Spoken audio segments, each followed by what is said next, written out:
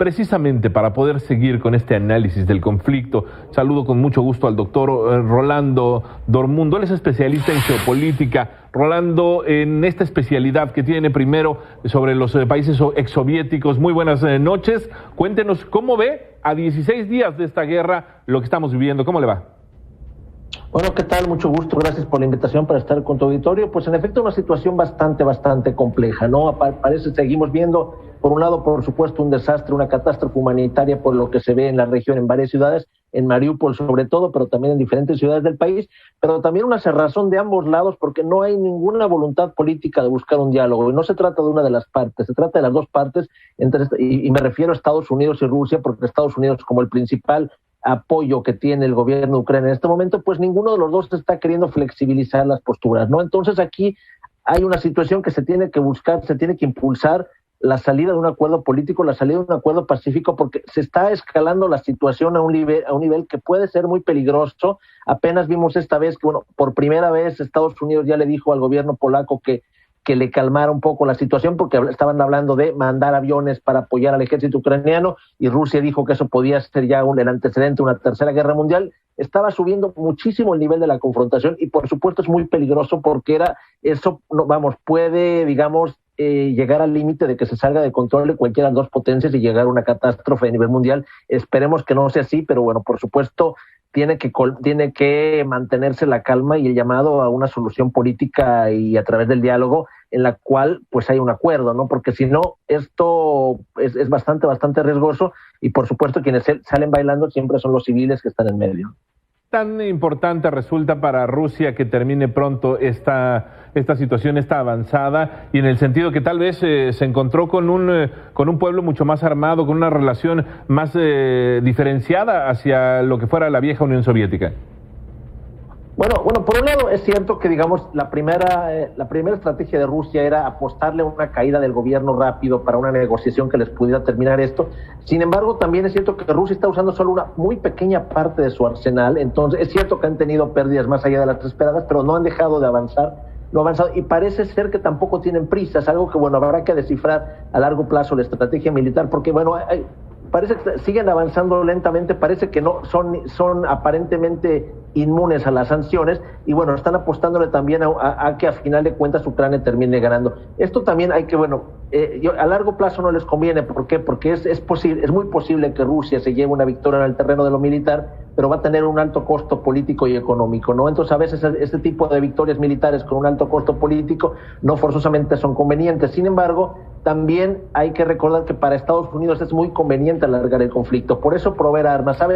En Washington están perfectamente conscientes que Ucrania no puede ganar la guerra, pero más alargan la guerra, más se debilita Rusia, y por eso justamente ellos terminan al final de cuentas con una posición de fuerza en los cuales van a ser los que lleguen con las inversiones para reconstruir el país y a poner las condiciones de cómo se va a gestionar la solución en el territorio. Entonces aquí lo importante es impulsar un acuerdo multilateral entre las potencias en el cual se garantice, la integridad del territorio ucraniano, pero también la neutralidad de este territorio. Neutralidad no quiere decir pro-ruso o pro-Estados Unidos, es simplemente que se va a respetar que no va a intervenir en un conflicto entre las otras dos partes, y eso puede ayudar a garantizar y a mantener la calma, y sobre todo que se siga más fracturando el territorio ucraniano. Ucrania antes de este conflicto militar ya tenía muchos elementos de un estado fallido, una institucionalidad bastante débil, por toda la estructura, por todo su pasado, por todo lo que ha vivido, y más allá de esta guerra, pues los deja en una situación bastante débiles, en los cuales, por supuesto, va a ser muy difícil, que se puedan reconstruir a largo plazo, ¿no? Hace algunos años, Crimea se separa de Ucrania, se adhiere a Rusia. Fue mucho más sencillo, quizás habría sido el cálculo original de Vladimir Putin, que estas dos provincias también pudieran anexarse rápidamente a Rusia. Bueno, es diferente de la composición étnica de Crimea. En Crimea la población es mayoritariamente étnica rusa, ¿no? ¿Qué quiere decir esto? Que es población, que no solo habla ruso, pero son de origen ruso, y por muchos años. Crimea pertenecía a lo que era la República Soviética Rusa hasta 1954, y fue un cambio interno de frontera al interno de la Unión Soviética en 1954 que hizo que pasaran a ser a lo de la República Soviética Ucraniana, socialista ucraniana en ese mismo año. Entonces, por eso la población de Crimea no presentó, es más, siempre fue entusiasta a regresar a formar parte de la Federación Rusa. Entonces, en el resto de Ucrania, pues el territorio es diferente.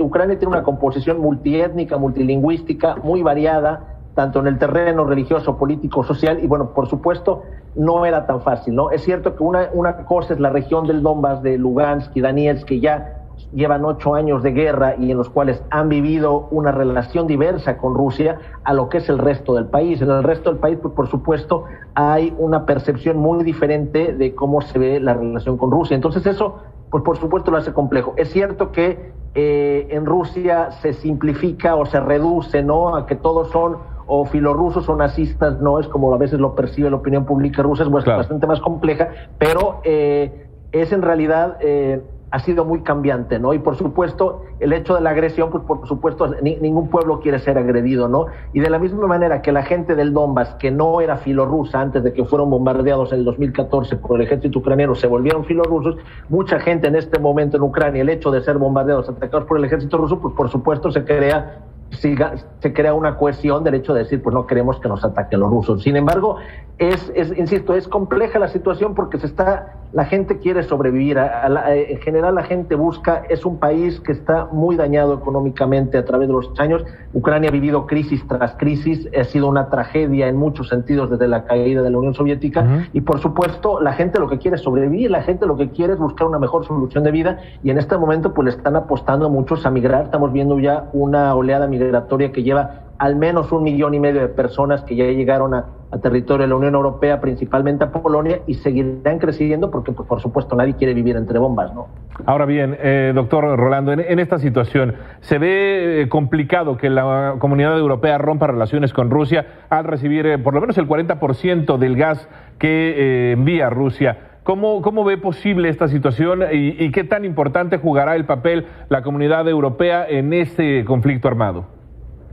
La Unión Europea tiene la capacidad, pero no quiere, de ser el fiel de la balanza. ¿Qué quiere decir esto? Ellos le pueden apostar a una posición diferente de la que quiere Washington. Para Washington es muy fácil alargar el conflicto, digamos, la confrontación, porque ellos no pierden vidas. Mientras no haya soldados estadounidenses perdiéndose ahí, pues para Washington es muy conveniente. Para Europa no es así, para Europa los tienen al lado, es el país, o sea, son vecinos. Entonces ellos tendrían justamente que impulsar, y hay voces en Alemania y Francia que tratan de mediar en esta situación, pues para buscar una salida política. Sin embargo, el problema principal es que a la Unión Europea le cuesta mucho trabajo tener una sola voz, digamos, a final de cuentas, esta posición de mediación que intentan tener Alemania y Francia, les cuesta muy difícil cohesionar con el resto de los miembros, ¿no? Entonces, por ejemplo, claro, Polonia tiene una retórica muy agresiva, pareciera, si uno escucha los discursos del gobierno polaco, que quisieran declararle la guerra a Rusia mañana, y bueno, y no se dan cuenta de la dimensión de lo que eso representa. Entonces, mientras que no se consiga, digamos, unificar o buscar que prevalezca la razón y sobre todo entender que una guerra no le conviene a nadie, porque al final de cuentas una tercera guerra mundial hay que entender que sigue siendo el fin de la humanidad. Entonces eso claro, parece que algunos no lo quieren ver, pues eso es lo que tiene que prevalecer, digamos, la razón en Europa, y entender que hay una relación económica importante con Rusia, que los intereses son diferentes de los que tiene Washington y que se puede y se debe impulsar un acuerdo político en el cual, digamos, no pierdan de la misma manera, ¿no? Muy bien, doctor Rolando, gracias por estos minutos dedicados a Milenio Noticias. Por supuesto, seguimos platicando en otras ocasiones. Muy buenas tardes. Gracias a ustedes por la invitación.